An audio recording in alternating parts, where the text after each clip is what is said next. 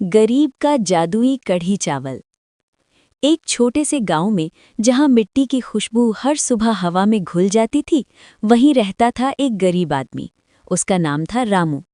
रामू का जीवन बहुत कठिन था। उसके पास न तो अपनी जमीन थी, न ही कोई बड़ा काम। वो रोज मजदूरी करता और जितना कमाता उसी से अपना और अपनी बूढ़ी माँ का पेट भरता। रामू की माँ बहुत बीमार रहती थी। उसका शरीर कमजोर था, लेकिन उसका दिल बहुत बड़ा था।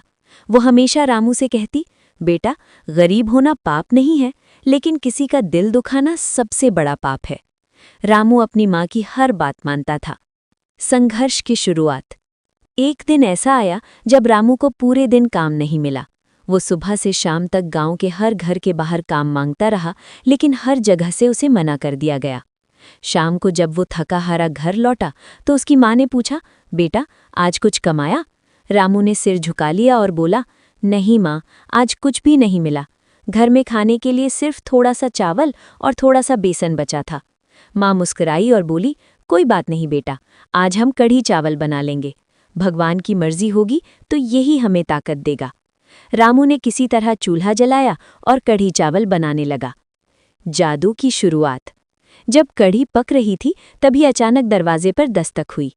ठक ठक। रामू ने दरवाज़ा खोला तो सामने एक बूढ़ा साधु खड़ा था। उसके कपड़े फटे हुए थे और चेहरा थका हुआ। साधु ने कहा, बेटा, मैं बहुत भूखा हूँ, क्या मुझे थोड़ा खाना मिल सकता है? रामू के पास खुद खाने के लिए मुश्किल से थोड़ा था। उसने एक पल सोचा, लेकिन फिर अपनी माँ की बात याद आई। वो बोला, बाबा, हमारे पास ज्यादा तो नहीं है, लेकिन जो है वो आपसे जरूर बांटेंगे। रामू ने साधु को अंदर बुलाया और अपने हिस्से का कढ़ी चावल उसे दे दिया। माँ ने भी मुस्कुराकर कहा, मेहमान भगवान का रूप होता है। चमत्कार। साधु ने खाना खाया और बहुत खुश हुआ।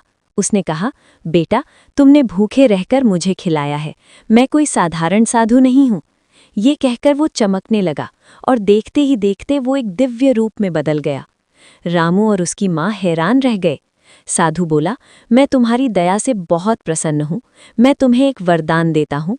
उसने रामू को एक मिट्टी का छोटा सा बर्तन दिया और कहा, जब भी तुम इसमें कढ़ी चावल बनाओगे ये कभी खत्म नहीं होगा, लेकिन याद रखना, इसे सिर्फ ज़रूरतमंदों के साथ बांटना। ये कहकर साधु गायब हो गया। खुशियों की शुरुआत। रामू ने अगले दिन उस बर्तन में कढ़ी चावल बनाया।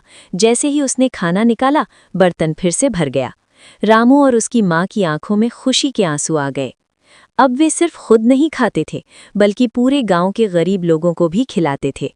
धीरे धीरे गांव में कोई भी भूखा नहीं रहने लगा। लालच की एंट्री। गांव का एक अमीर आदमी था, सेठ धनराज। जब उसे पता चला कि रामू के घर से रोज इतने लोगों को खाना मिल रहा है, तो उसे शक हुआ। वो रामू के घर गया और देखा कि एक छोटा सा बर्तन सबको खिला रहा है। उसके मन में लालच आ गया। वो सोचने लगा, अगर ये बर्तन मेरे पास आ जाए तो मैं पूरे शहर में होटल खोलकर बहुत अमीर बन सकता हूँ। चोरी की योजना। एक रात सेठ धनराज चुपके से रामू के घर में घुस गया और वो जादुई बर्तन चुरा लिया। अगले दिन उसने अपने घर में कढ़ी चावल बनाना शुरू किया। शुरू में सब ठीक रहा, बर्तन भरता गया, लेकिन सेठ ने साधु की बात नहीं मानी। वो गरीबों को खाना नहीं खिलाता था, वो सिर्फ पैसे कमाने के लिए खाना बेचने लगा। जादू का उल्टा असर। कुछ ही दिनों में बर्तन का जादू बिगड़ने लगा। अब वो बर्तन रुक ही नहीं रहा था। कढ़ी चावल बाहर गिरने लगे, पूरे घर में फैल गए, गली में बहने लगे। सेठ घबरा गया। वो चिल्लाने लगा, बस करो, बंद हो जाओ। लेकिन बर्तन नहीं रुका। पूरा गांव कढ़ी चावल से भर गया। पछतावा। आखिरकार सेठ दौड़कर रामू के पास गया और बोला, मुझे माफ कर दो, मैंने लालच में आकर तुम्हारा बर्तन चुरा लिया, अब मुझे बचा लो। रामू ने शांत स्वर में कहा, लालच हमेशा बुरा परिणाम देता है। रामू ने उस बर्तन को अपने हाथ में लिया और धीरे से कहा, अब बस करो। जैसे ही उसने कहा, बर्तन रुक गया। सच्चाई की जीत। सेठ ने अपनी गलती मान ली और माफी मांगी। रामू ने उसे माफ कर दिया, लेकिन एक शर्त रखी, अब से तुम भी गरीबों की मदद करोगे। सेठ ने वादा किया। उस दिन के बाद से पूरा गांव बदल गया।